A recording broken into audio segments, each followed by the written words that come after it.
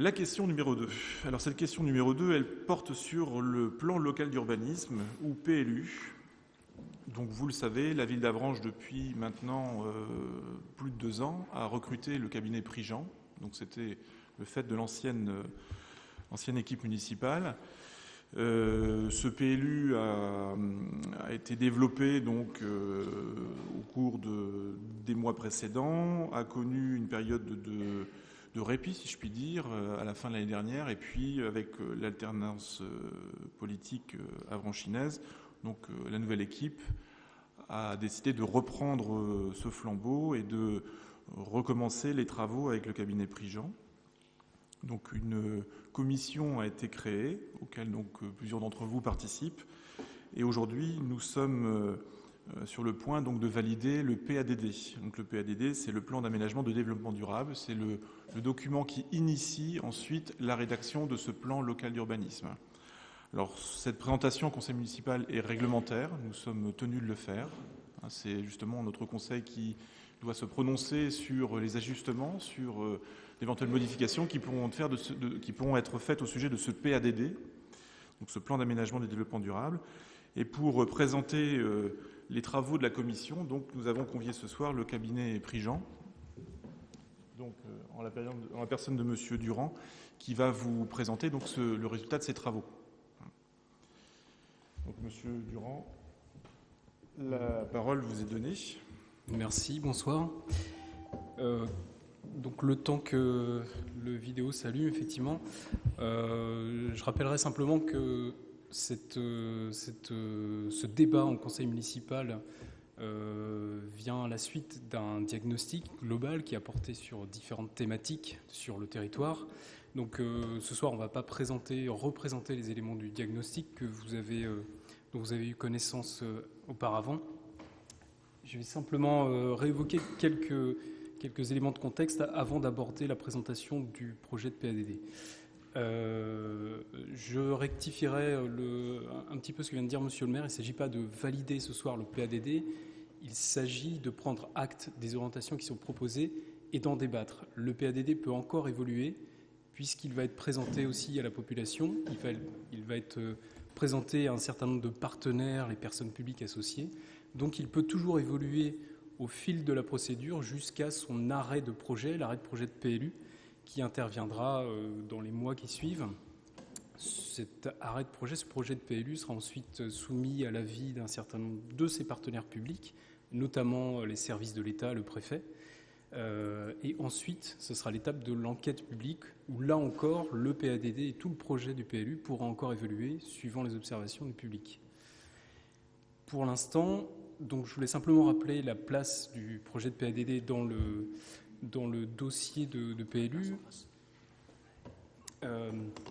Donc effectivement, on parle ce soir du projet d'aménagement et de développement durable qui vient après le diagnostic. En fait, cette pièce du dossier de PLU sera justifiée et argumentée dans un rapport de présentation qui aura vocation à présenter l'ensemble du diagnostic, les enjeux et la justification de ces orientations d'aménagement et de développement durable.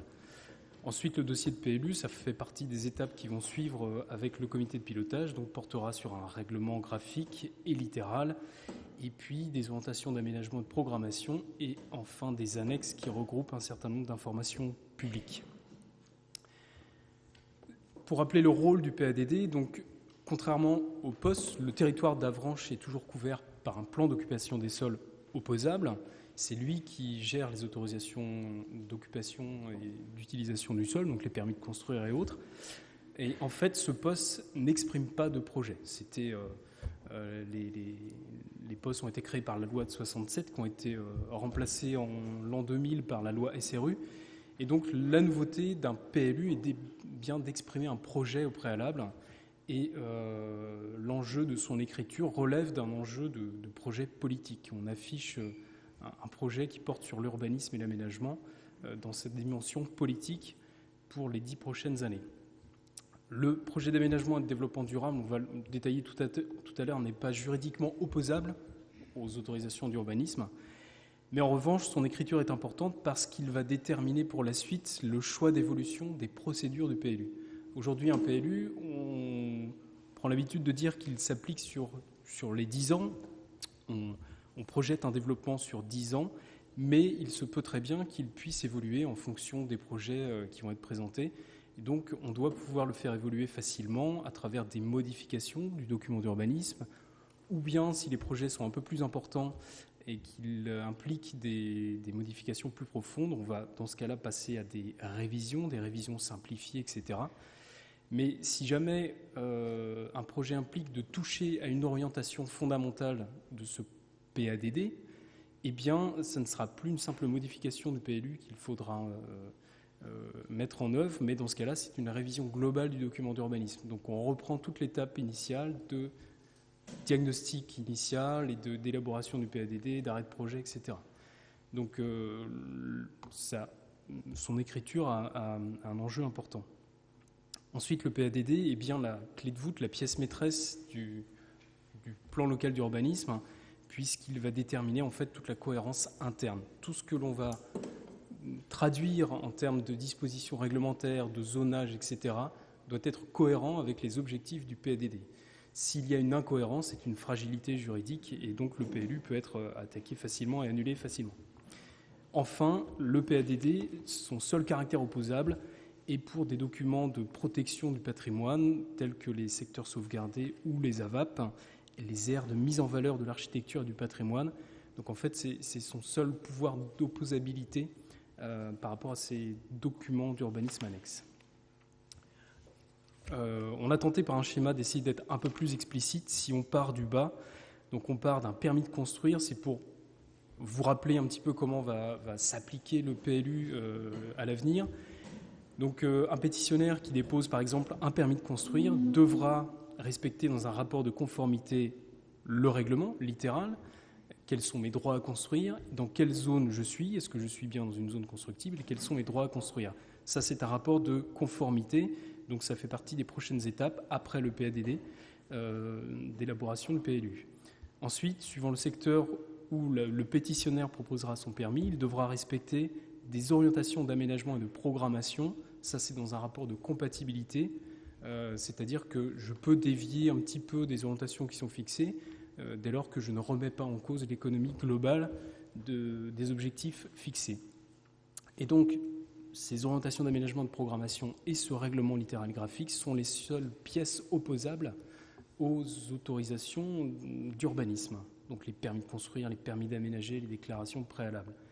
Et tout en haut, ce fameux projet d'aménagement et de développement durable qui nous occupe ce soir, eh bien, c'est encore une fois la pièce maîtresse du PLU, c'est lui qui va déterminer la feuille de route, en quelque sorte, pour les étapes à venir d'élaboration du PLU. Alors après, un schéma un petit peu compliqué, c'est pareil, on part du bas, mais juste pour vous expliquer que le PLU, bien évidemment, s'applique sur le territoire strictement communal de la ville d'Avranches.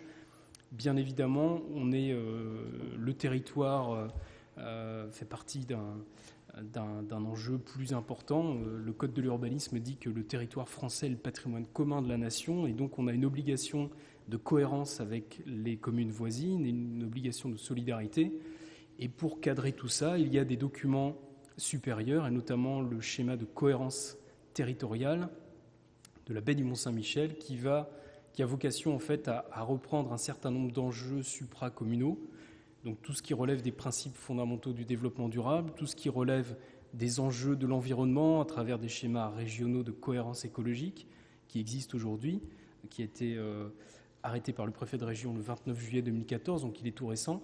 Donc en fait, ces éléments-là sont de portée supérieure au strict territoire communal d'Avranches, mais le PLU devra les prendre en compte et les respecter. De même que toutes les thématiques sur la ressource en eau, notamment à travers la protection des zones humides, des cours d'eau, éviter les pollutions, etc., qui sont traduits dans des schémas d'aménagement et de gestion des eaux.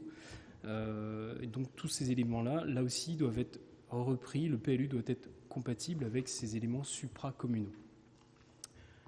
Pour terminer sur ces quelques éléments de contexte, un projet d'aménagement et de développement durable, on a envie de le faire porter sur d'autres thématiques que les simples thèmes de l'urbanisme ou de l'aménagement.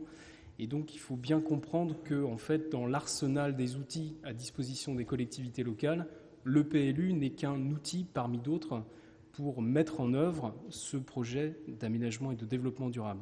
On a, à travers ce tableau rapidement, on a essayé de synthétiser les différents outils. Donc, le PLU est un outil réglementaire. Il va avoir vocation à gérer pour les 10 prochaines années le développement de la ville. On peut avoir d'autres outils réglementaires tels qu'une aire de mise en valeur de l'architecture et du patrimoine. Et puis d'autres outils dans l'arsenal, comme les outils fonciers. Si on a des difficultés à mettre en œuvre ce développement urbain, eh bien on a la possibilité de mettre en place des droits de préemption urbains.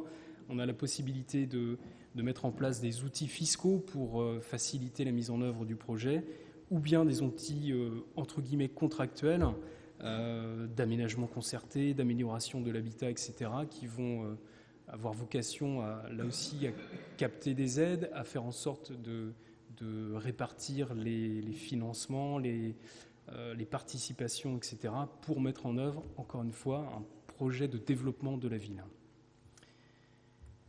Voilà, donc je passe au projet de PADD. Alors encore une fois, il est barré par en filigrane le terme de provisoire. C'est bien une feuille de brouillon, mais qui va nous servir de feuille de route pour les étapes à venir. Et donc aujourd'hui, c'est le résultat des travaux de la commission ad hoc qui a élaboré ce document. Donc on a une page de préambule qui rappelle en fait le code de l'urbanisme, avec l'article spécifique qui s'applique sur le projet d'aménagement et de développement durable et qui rappelle quelles sont les thématiques sur lesquelles on doit agir. Et donc ce petit préambule qui résume en fait les différentes orientations qu'on va détailler petit à petit. Donc le projet est de dire que les élus d'Avranches ont la volonté de développer Avranches dans le respect de ses caractéristiques patrimoniales, de conforter Avranches dans son rôle de ville-centre de l'Avranchin et adapter le niveau d'équipement aux besoins actuels et futurs des habitants, de préserver et valoriser le paysage identitaire d'Avranches, de protéger la biodiversité et les ressources naturelles, d'accueillir de nouveaux habitants dans un parc de logements dynamique et renouvelé, de diversifier les modes de transport et de déplacement, de dynamiser les activités économiques et commerciales. Et puisque le législateur nous impose d'annoncer des objectifs chiffrés de modération de la consommation de l'espace et de lutte contre l'étalement urbain, eh bien on annonce que ce projet se limite à une consommation de 7 hectares de surface d'urbanisation nouvelle nécessaire au développement de la commune sur les 10 prochaines années. Donc si on détaille un petit peu, on décline ces grands axes stratégiques, on les a proposés en grandes thématiques. La première porte sur la thématique de l'aménagement et de l'urbanisme. Et donc, l'idée est de développer Avranches dans le respect de ses caractéristiques patrimoniales. Alors, le constat initial et le diagnostic ont démontré que Avranches est une ville historique chargée d'histoire, très fortement liée à l'histoire du Mont-Saint-Michel, mais il y a pu avoir ces dernières années un certain délitement de l'urbanisation qui a pu brouiller sa perception identitaire et qui a pu peut-être dénaturer la qualité de son territoire, de son urbanisme et de ses paysages. Et donc, la vocation de ce projet d'aménagement et de développement durable est bien de continuer à ce développement de l'urbanisme, mais bien dans le respect, en tenant compte de ses caractéristiques patrimoniales. Donc, il s'agit bien de promouvoir un développement urbain, mais garant de la pérennité de cette identité patrimoniale d'Avranches, dans un premier temps. Ensuite, il s'agira de protéger et de valoriser l'ensemble urbain de la vieille ville et du centre-ville ancien par l'instauration de mesures appropriées. Et là, on la cite, donc la création d'une aire de mise en valeur de l'architecture et du patrimoine tant bâti que naturel, paysager, historique, culturel ou archéologique. Donc c'est la dénomination d'une AVAP, d'une aire de mise en valeur de l'architecture et du patrimoine. Et donc, ça fait partie de l'ordre du jour, donc je ne vais pas m'étendre sur le sujet. On pourra en parler. L'objectif suivant est de développer la ville dans le respect des capacités d'accueil du territoire, c'est-à-dire en tenant compte du paysage, des covisibilités, des ressources naturelles, de l'environnement et des risques.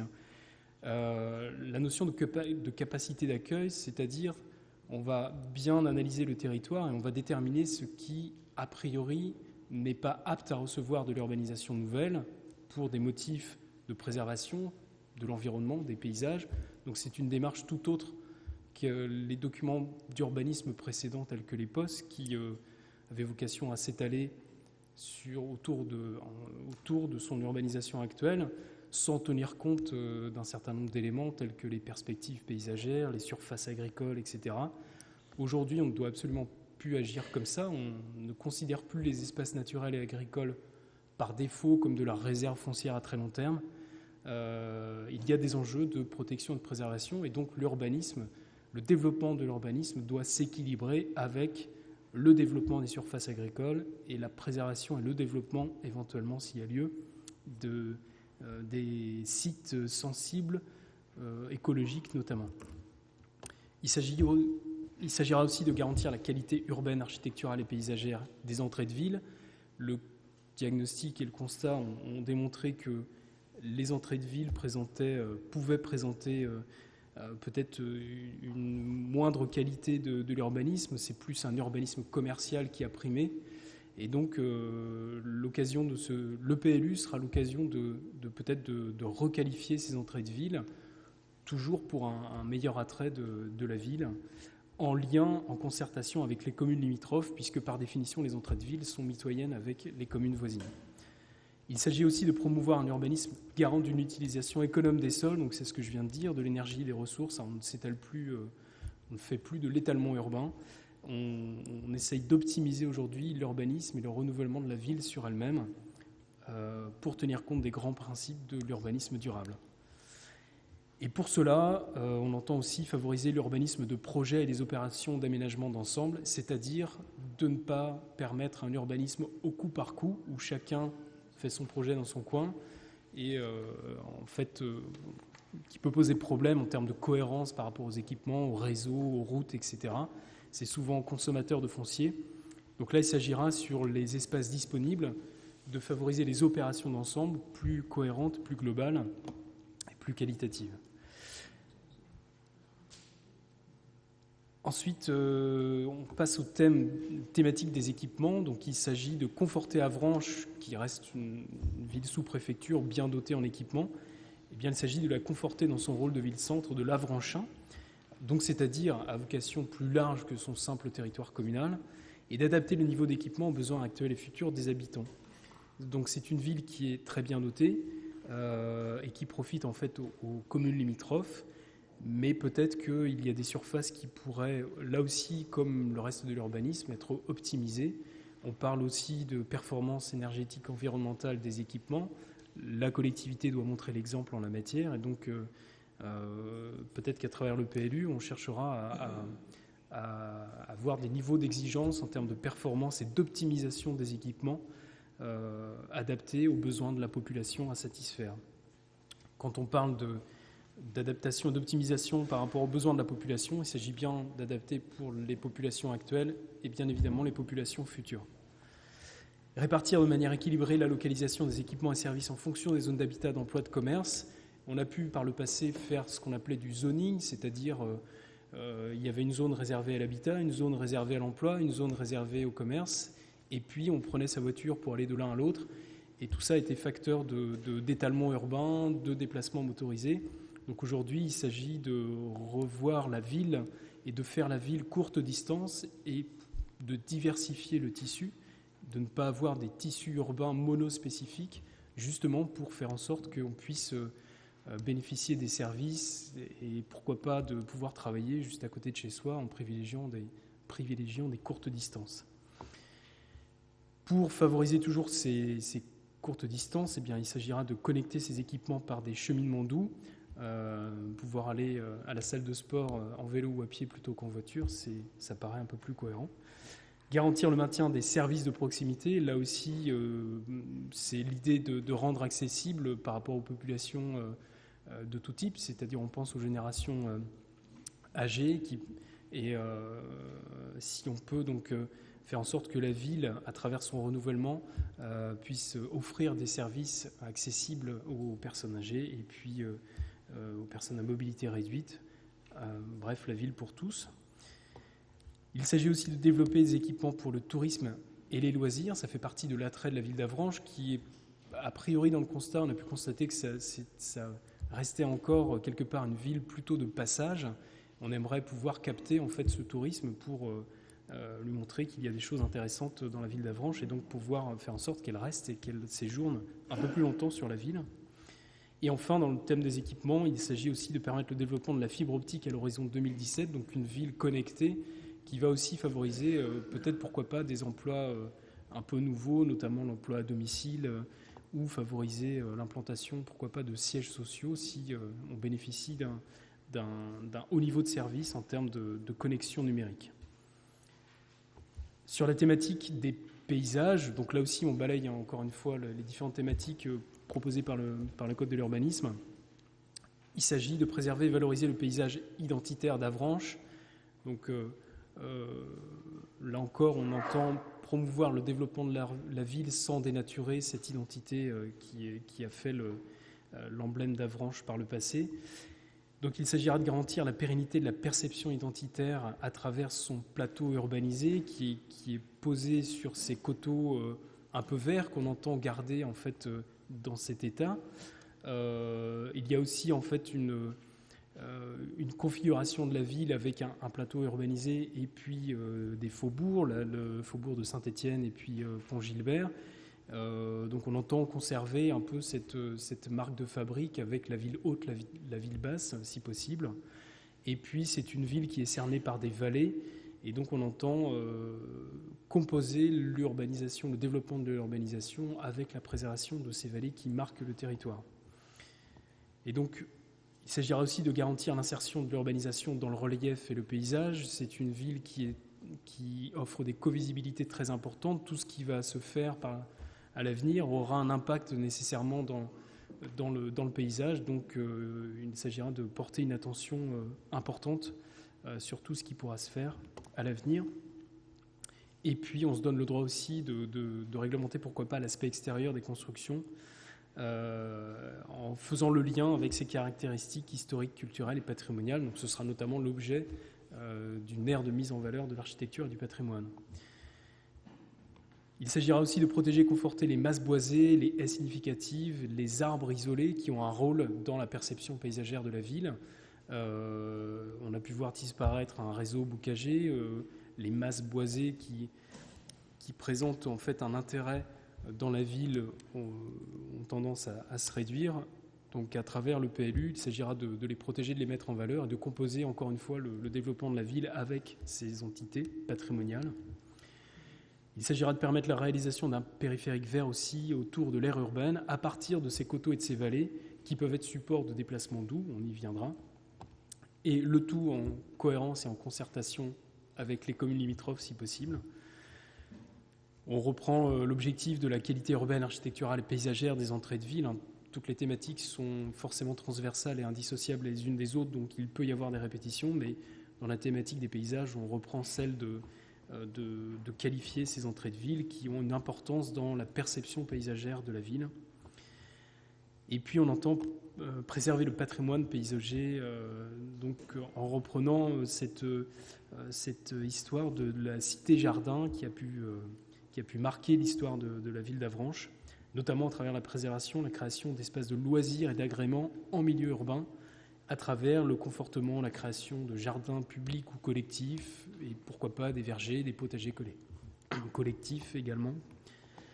Et il s'agira, à travers le paysage, de valoriser la ressource en eau en milieu urbain par la redécouverte des éléments patrimoniaux associés, tels que les puits, les sources, les bassins. La ressource en eau est importante sur le territoire d'Avranches, et donc on peut la redécouvrir à travers ces éléments patrimoniaux, là aussi de valorisation paysagère. Bon, une petite carte qui va synthétiser l'ensemble de ces orientations, je passe rapidement.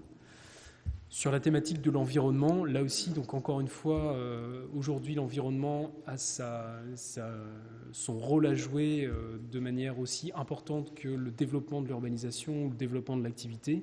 Il s'agit d'agir sur les 3 piliers du développement durable. Et donc l'environnement a son importance.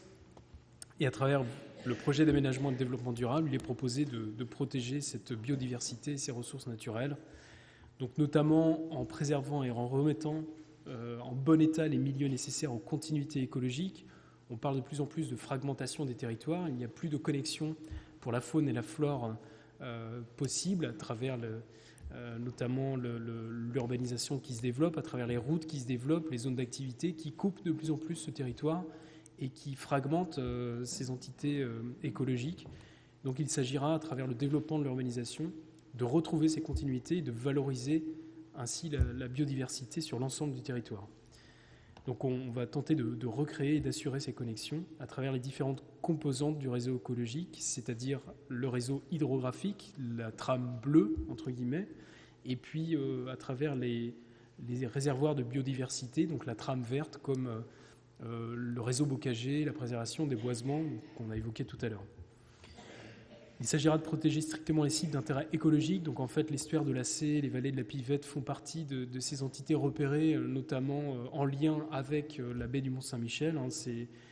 Tout ça fait partie de préservation réglementaire par ailleurs, Natura 2000, des zones naturelles d'intérêt écologique, faunistique, floristique. Il y a aussi des risques qui sont repérés, notamment sur l'estuaire et la vallée de la Cé. Et donc ces risques sont à prendre en compte, bien évidemment, dans la capacité d'accueil du territoire. On ne va pas urbaniser sur des zones exposées aux risques. Enfin, il s'agira de protéger de manière optimale la ressource en eau, notamment à travers la protection des zones humides, qui est prônée par le schéma d'aménagement et de gestion des eaux. On tentera aussi, à travers les dispositions réglementaires, d'avoir une gestion alternative des eaux pluviales, notamment en limitant l'imperméabilisation des sols. On essaye de faire autrement que de tartiner de bitume aujourd'hui. On essaye de se poser la question pourquoi pas de recréer des fossés à ciel ouvert, de faire des parkings non bitumés, etc. Et il s'agira, à travers la ville aussi, d'avoir un certain retour de la nature en ville en protégeant la biodiversité à travers les aménagements et de retrouver une certaine biodiversité urbaine qui peut exister, notamment à travers une gestion alternative des espaces verts. En matière d'habitat, il s'agira d'accueillir de nouveaux habitants, toujours, c'est bien l'objectif de retrouver de la population, de continuer à évoluer. Une ville qui évolue, une population qui augmente, c'est une ville dynamique. Donc il s'agira de pouvoir accueillir ces nouveaux habitants dans un parc de logements dynamique et renouvelé. Et donc là aussi, on expose des chiffres, puisqu'il faut bien les fixer. Et l'objectif est d'atteindre environ 8500 habitants à l'horizon 2025. C'est un scénario mesuré pour tenir compte en fait, de l'évolution des précédents recensements.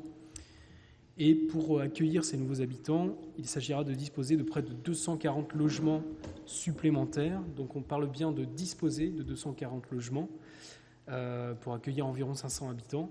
Donc, disposer de 240 logements, ce n'est pas seulement en créant de nouveaux, c'est aussi en travaillant sur la vacance des logements, puisqu'il y a une vacance très importante sur la ville d'Avranches.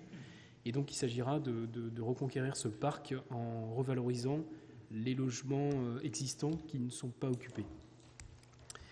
Il faut aussi diversifier l'offre de logements pour avoir ce parc dynamique et ce dynamisme de population. Et donc, il faut, pour pouvoir avoir une diversité de population, on entend de mixité sociale, mais aussi générationnelle, et bien pour cela, ça passera par une création diversifiée d'offres de logements, des petits comme des grands logements, des appartements, des maisons, etc. Donc, il faut pouvoir concevoir tout ça dans un urbanisme optimisé. Et puis, pour permettre de lutter contre le changement climatique, il s'agira de garantir la performance énergétique et environnementale de ces bâtiments existants, notamment à travers la requalification du parc de logements existants ou des nouveaux, pourquoi pas en ayant des exigences poussées en termes de performance énergétique environnementale. L'objectif aussi est de faciliter l'innovation urbaine et architecturale. Donc, le fait de préserver l'identité, les éléments patrimoniaux de la ville d'Avranches ne veut pas dire de ne pas permettre l'évolution et l'innovation architecturale. On peut très bien conjuguer ces nouvelles formes urbaines ensemble dans le respect des caractéristiques patrimoniales existantes. Un avant-dernier thème, donc, il s'agit de diversifier les modes de transport et de déplacement. C'est la loi SRU qui a tout d'un coup découvert qu'en fait, il serait bon de prévoir le développement de l'urbanisation en lien avec les déplacements. et donc de lutter notamment contre les déplacements motorisés. Et donc pour cela, il s'agira d'irriguer la ville et le territoire par un réseau de cheminement doux en site dédié, facilitant les liaisons entre les différents quartiers et secteurs d'habitat. On parlait en commission de tenter de désintoxiquer de la voiture, et donc il faut montrer qu'il est possible en fait de se déplacer facilement en ville, d'accéder facilement aux commerces et services à pied ou à vélo, dès lors qu'on a des sites dédiés et sécurisés pour cela. Donc il faut que la ville permette et retrouve une ville adaptée aux piétons et non pas une ville uniquement faite pour la voiture. Donc pour cela, il y a un enjeu important aussi. On reprend cet objectif de réalisation d'un périphérique vert autour de la ville qui peut servir de support de déplacement doux. Il s'agira de repenser globalement la circulation automobile sur le territoire. Donc ça pourrait passer par un plan de déplacement urbain sur la ville pour retrouver en fait une meilleure cohérence de ces déplacements. Il s'agira de privilégier aussi les espaces de circulation partagés, pourquoi pas, comme ça se faisait en fait par le passé. On se rend compte que de partager l'espace pour la circulation, eh bien, en fait, on apaise naturellement la vitesse des véhicules, puisque justement, on doit être vigilant aux différents modes de déplacement. Donc, plutôt que de passer par parfois des équipements qui peuvent être coûteux et compliqués, en fait, le simple fait d'avoir des espaces partagés pour les différents modes de déplacement suffit à retrouver une circulation apaisée. Et donc, il s'agira aussi de rationaliser les aires de stationnement. En fait, Avranches présente suffisamment de places de stationnement et en fait, il y a des secteurs qui sont sous-occupés. Donc, il faut se poser la question pourquoi, et peut-être qu'il faut là aussi ne pas offrir trop de places de stationnement qui va inciter toujours plus au déplacement motorisé. Il faut rationaliser et optimiser ces places de stationnement. Il s'agira aussi, pour cet attrait touristique, de développer les itinéraires de promenade et de randonnée, alors pas seulement touristiques, aussi pour la population, à travers des itinéraires de découverte des espaces naturels, et notamment en retrouvant ce rôle des vallées pour les déplacements doux, encore une fois. Enfin, favoriser l'inter ou la multimodalité ou l'offre de transport public. Donc là, c'est une pierre dans le jardin de l'intercommunalité pour agir ensemble pour favoriser les déplacements intercommunaux. Et enfin, le dernier thème sur l'économie, donc dernier pilier du développement durable. L'objectif est de dynamiser les activités économiques, agricoles et commerciales. Donc effectivement, la dernière loi qui vient d'être votée le 13 octobre dernier, la loi pour l'avenir de l'agriculture, l'alimentation et la forêt, insiste bien sur le fait de déterminer les facultés de développement de l'activité agricole. On se rend compte que de plus en plus les terres agricoles sont grignotées. Ça pose aussi un problème d'alimentation générale. Et donc il s'agit bien, à travers le développement de la ville, de permettre de garantir ce potentiel de développement, notamment agricole. Donc en termes d'activité, il n'y a pas que l'agriculture, il s'agira d'agir sur tous les thèmes de l'activité économique, et notamment à travers la requalification des zones d'activité. En fait, les zones d'activité sont suffisantes sur le territoire d'Avranches. Il y a même des zones qui peuvent être optimisées où il reste encore quelques potentiels à urbaniser dans ces zones d'activité. Donc on pourra offrir encore une offre supplémentaire. Et pour que ces zones soient tout à fait véritablement attractives pour davantage d'entreprises, pourquoi pas, eh bien, on pourra agir à travers le PLU sur l'aspect extérieur des constructions et de leurs abords pour retrouver une certaine qualité urbaine de ces zones. Il s'agira aussi, dans le thème de l'activité, de favoriser le développement de l'accueil touristique, notamment à travers l'offre en hébergement hôtelier. On parlait de capter un certain tourisme sur le territoire. Donc la thématique de l'agriculture, préserver et restaurer le potentiel agronomique, biologique ou économique des terres agricoles. Il reste en fait des exploitations et on entend bien les conforter sur leur territoire et garantir leur potentiel de développement. Et pourquoi pas des fins de production alimentaire dans le cadre de la valorisation des filières courtes. Donc la possibilité de pouvoir s'alimenter directement donc sur les exploitations, à partir des exploitations voisines. Enfin, garantir le maintien des commerces en rez-de-chaussée, notamment par le contrôle du changement de destination dans certains secteurs et surtout les 3 quartiers. Donc là, il y a un enjeu de préservation de ces commerces de détail. Là aussi, dans le rêve de la ville diversifiée où on peut encore bénéficier de commerces de proximité en descendant de chez soi, eh bien, on tentera de le réaliser, de réaliser cet objectif à travers le plan local d'urbanisme et on entend l'afficher comme tel dans un objectif général de votre projet d'aménagement et de développement durable. Voilà. Merci Monsieur Durand de cette présentation éclair. Vous avez été très rapide pour nous présenter donc ce projet de PADD, donc le projet de plan d'aménagement du développement durable, alors qui avait fait l'objet d'un premier débat dans un conseil municipal du 1er juillet 2013. Donc c'était une séance plénière.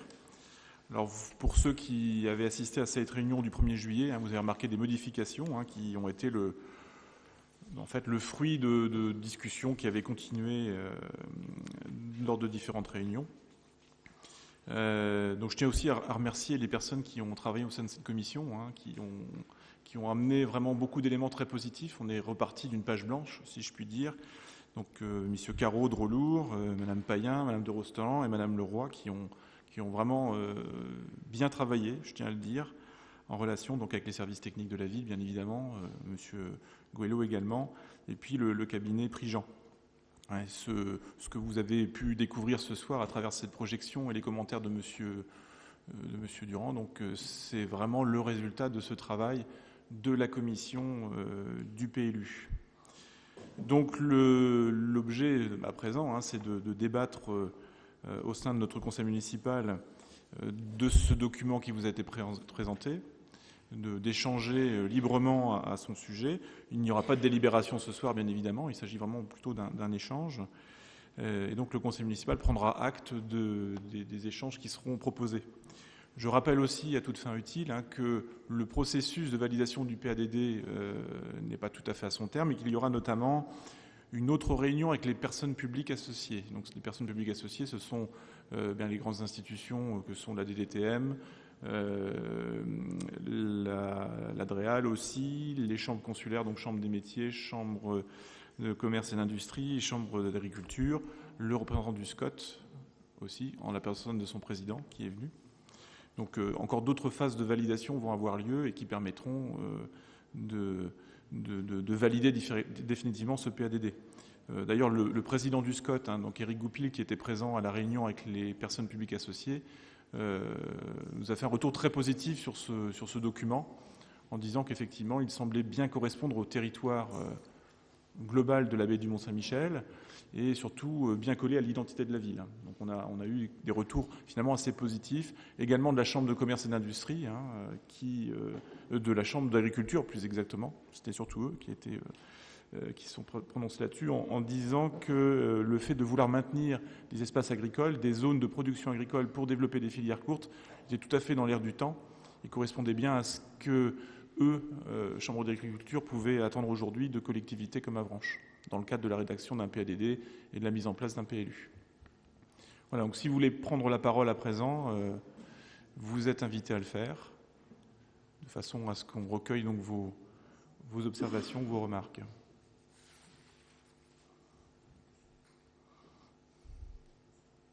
Il n'y a pas d'obligation, bien entendu, mais Monsieur Morazin. J'engagerai le débat. Donc, les exploitations agricoles sur Avranches sont quand même très faibles. Les surfaces de terre sont très faibles. Les exploitants sont faibles aussi. Et donc, c'est certes un idéal peut-être, mais concrètement, ça risque d'être un peu difficile à mettre en place. Même si l'air du temps veut que les circuits courts soient une solution à tout notre monde qui va un peu mal, surtout la pollution et toutes ces choses, il n'empêche que la ville d'Avranches a une surface très faible, que le développement agricole, c'est quelque chose qui aura bien du mal à se mettre en place.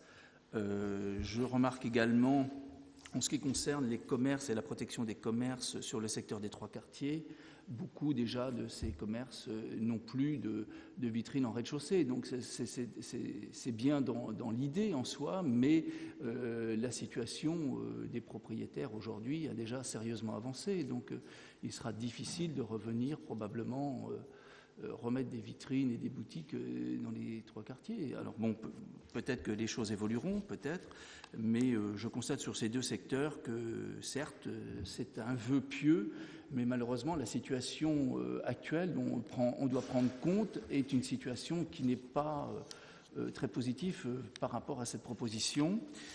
Et effectivement, le développement de 7 hectares est une surface très faible, très très faible pour une ville, faut pas se faire d'illusions. Il reste bien sûr les zones humides.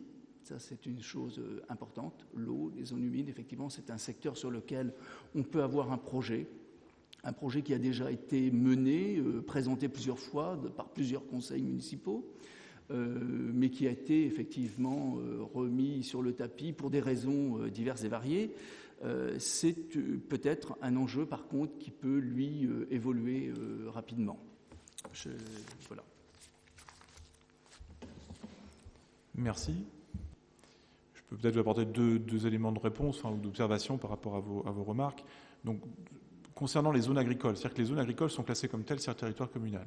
Donc il s'agit simplement de les signaler, de les répertorier et de ne pas, on va dire, hypothéquer d'éventuelles futures exploitations, sachant qu'il y a des demandes. Alors il y a une exploitation agricole sur le territoire communal, c'est la ferme de Changeon. Il y a des propriétaires qui seraient prêts à louer des champs à des exploitants, à des maraîchers, éventuellement à des gens qui relanceraient une activité arboricole. Donc moi je ne suis pas aussi pessimiste que vous, j'ai même l'impression qu'il y a des demandes, qu'il y a des envies à l'échelle de l'agglomération d'Avranches de redéployer dans certains secteurs une activité agricole, si petite soit-elle. C'est évident qu'on ne lancera pas relancera un élevage extensif ou des productions maraîchères à une échelle gigantesque. Mais néanmoins, il y a une demande de terrain, de petites surfaces. Parfois, ce ne sont que des centaines de mètres carrés, un millier de mètres carrés parfois, mais guère plus. Donc l'idée, c'est d'accompagner éventuellement et d'inscrire dans notre PADD des initiatives comme celle-ci. Alors 7 hectares, en effet, c'est peu, mais on a fait le tour complet du cadastre d'Avranches, et en étant vraiment réaliste, on n'arrive guère au-delà de cette surface.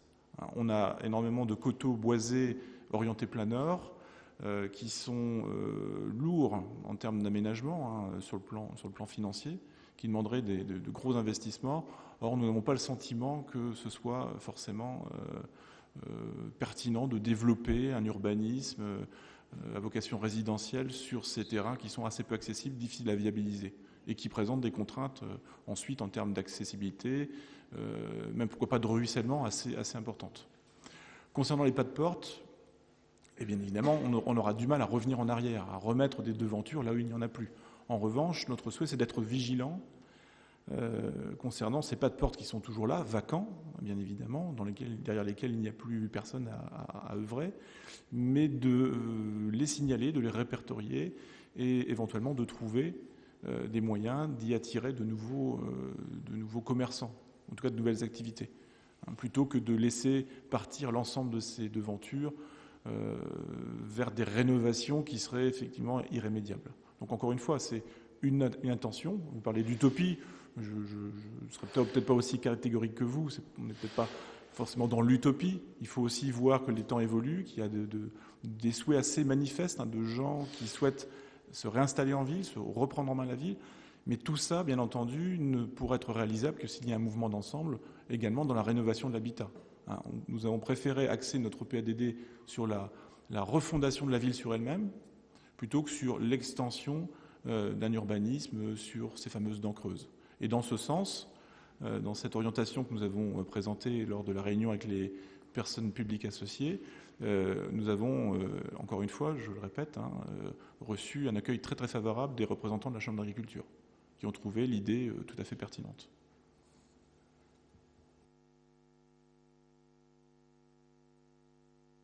Monsieur Vette. Merci. Je voudrais faire une première observation sur le PADD et sur la transformation du plan d'occupation des sols en plan local d'urbanisme, en insistant sur un point, mais je pense que c'est un point de vue qui est partagé par l'ensemble des élus parce qu'il s'impose. Alain Morazin vient de le dire et vous venez de le dire également, le foncier disponible sur notre commune est très faible. Donc l'intérêt de la transformation du POS en PLU porte, je crois vraiment, surtout sur la partie réglementaire du PLU et pas sur la partie cartographique. Les marges de manœuvre sont très peu importantes sur la partie cartographique. On n'est pas Saint-Martin-des-Champs, par exemple, avec des terrains qui restent disponibles. Donc il faut, je crois, vraiment faire porter l'effort sur la partie réglementaire et faciliter des choses qui, actuellement, ne sont pas faciles. Voilà, je pense au problème de la hauteur des bâtiments, par exemple. Il ne faut pas non plus faire n'importe quoi. Il ne s'agit pas d'ériger des gratte-ciel à Avranches. Chacun le comprend, et j'utilise cette formule-là de façon un petit peu lapidaire. Mais réfléchir quand même sur les règles de hauteur. Donc, en tout cas, mettre l'accent sur la partie réglementaire plutôt que sur la partie cartographique. La deuxième observation prolonge ce que vient de dire Alain Morazin. Moi, je suis assez favorable à la proposition qui consiste à réglementer ou essayer de réglementer la transformation des pas de porte dans certains quartiers de la ville en habitation. Sachant qu'il ne faut pas s'illusionner, je le dis en termes objectifs et pas en termes péjoratifs, il ne faut pas s'illusionner. J'ai un collègue député maire de Rueil-Malmaison, M. Miard, qui a fait la même chose dans sa commune. Son intention et sa décision, ou plutôt la décision du conseil municipal de Rueil-Malmaison avait été portée devant le juge administratif, devant le tribunal administratif, puis devant le conseil d'État, qui a validé cette opération. Donc il n'y a au moins pas le problème de légalité de ce sujet, ce qui est une bonne chose. Maintenant, faire revenir des commerces en centre-ville, il faut s'y attacher. On est parfaitement d'accord, même si la ville d'Avranches, par rapport à d'autres villes de même taille, a une activité commerciale qui reste importante, mais elle a beaucoup changé, et notamment changé dans sa configuration géographique. Chacun se souvient qu'il y a 30 ans, 35 ans, 40 ans, beaucoup de commerces se situaient dans les trois quartiers. Je pense à la rue des Chapeliers, et que maintenant l'essentiel du commerce se fait dans la rue de la Constitution. Donc moi je suis plutôt d'accord sur cet objectif-là, à la condition de le prendre avec beaucoup de réalisme, beaucoup de pragmatisme, et de ne pas se faire d'illusions, encore une fois, au bon sens du terme, sur la portée de cette mesure. Une troisième observation sur la nécessité qu'impose la loi de réfléchir en intercommunalité, puisque à partir du mois de janvier 2017, le PLUI, c'est-à-dire le plan local d'urbanisme intercommunal, deviendra la règle, deviendra une obligation. Donc vous le savez, mais je crois que d'ores et déjà, aussi bien à travers le PADD qu'à travers les dispositions qui pourront être prises dans le PLU lui-même, stricto sensu, il faut bien entendu intégrer l'aspect intercommunal. Voilà, c'est une obligation qui résulte d'une loi votée au début de l'année 2014, et il faudra bien entendu s'y conformer. Et puis, dernière observation, je voudrais attirer vraiment l'attention de chacun des élus du conseil municipal d'Avranches sur les intentions de l'État pour protéger le Mont-Saint-Michel. Il y a là un vrai danger parce que, vous le savez, le point de départ de ce dossier, c'est la volonté de l'UNESCO de protéger le Mont-Saint-Michel. Tout le monde est d'accord pour protéger le Mont-Saint-Michel. Je crois que l'État français, que l'administration française va beaucoup trop loin, et que l'UNESCO n'a pas demandé à l'État français de faire autant que ce qu'il veut faire. Pour résumer beaucoup, il y aura 2 outils juridiques supplémentaires. D'abord, une extension du site classé qui va concerner, pas directement, mais qui va concerner un peu la ville d'Avranches. Il faut veiller à ça. Et puis, il y a surtout le périmètre de protection modifié du Mont-Saint-Michel qui s'étend du Mont-Saint-Michel jusqu'à Mortain. Voilà, j'attire l'attention de chacun des élus qui sont ici pour discuter pied à pied de ce projet de l'État, parce que trop c'est trop, et je crains vraiment que la loi littorale, plus les règlements en matière de submersion marine dans certaines régions, sur certains secteurs, plus les nouvelles mesures de protection du Mont-Saint-Michel, ça fait beaucoup. Et je crains que l'on assiste dans les années qui viennent à une sorte de vitrification de la région à laquelle je vous demande de prendre garde. Alors j'aurai l'occasion de le dire dans d'autres lieux, dans d'autres instances, mais il faut vraiment que les élus du Sud-Manche se mobilisent sur ce dossier-là, parce que, encore une fois, qu'il y ait des mesures de protection du Mont-Saint-Michel, personne n'est contre. Que l'on aille au-delà de ce qui est raisonnable et qu'au final, ce soit un gel d'un certain nombre d'opérations d'urbanisme pour toute la région, jusqu'à Mortain, je répète, jusqu'à Mortain, voilà, il faut faire très attention et il faudra qu'on en reparle et qu'on voit avec Madame le Préfet et avec la DDTM à réduire un peu les contraintes qui sont en train de se préparer. Alors on a quelques mois devant nous, mais seulement quelques mois. J'ajoute que la manière de faire de l'État me semble assez discutable, puisque la DDTM va dans chaque commune, voir chaque conseil municipal, discuter avec lui des zonages qui pourraient être concernés et des zonages qui pourraient ne pas être concernés. C'est peut-être bien en soi parce que c'est une concertation au plus près, mais en faisant comme ça, on isole les communes. Et c'est le but de l'État que d'échapper à une sorte de prise de conscience collective du dossier en se rendant devant chaque conseil municipal et en négociant avec chaque conseil les zones qui seraient dans le site classé et les zones qui ne seraient pas dans le site classé. Voilà. Il ne faudrait pas que ça aille trop loin et que l'on aboutisse dans les mois qui viennent et surtout dans les années qui viennent à une sorte de mise sous cloche de notre région. Merci. Alors concernant effectivement l'extension du périmètre de protection du Mont-Saint-Michel, la ville d'Avranches a examiné la carte qui a été transmise par la DDTM. Je vous rassure, il n'y a pas d'enjeu majeur concernant des modifications, des contraintes de covisibilité avec l'abbaye du Mont-Saint-Michel et avec l'abbé en général. J'ai envie de dire que ça colle plutôt bien avec ce que l'on a envie de valoriser à l'échelle de la ville, avec le renforcement et le maintien de ce périphérique vert. Et lors de cette réunion, donc, nous avions été associés à la commune de Marcey-les-Grèves, avec laquelle nous partageons donc une partie de l'estuaire de la C, au pied d'Avranches. Voilà. Donc les débats se sont très bien passés, et j'ai plutôt le sentiment que l'État, en tout cas que les services de l'État, sont prêts à discuter. C'est le sentiment que j'ai eu, que nous avons eu au cours de cette réunion. Voilà, donc on ne sent pas de pression spécifique concernant ce sujet. Y a-t-il d'autres remarques concernant le PADD ou des précisions que vous voudriez obtenir? Si tout vous semble clair, nous allons peut-être pouvoir passer à la question suivante.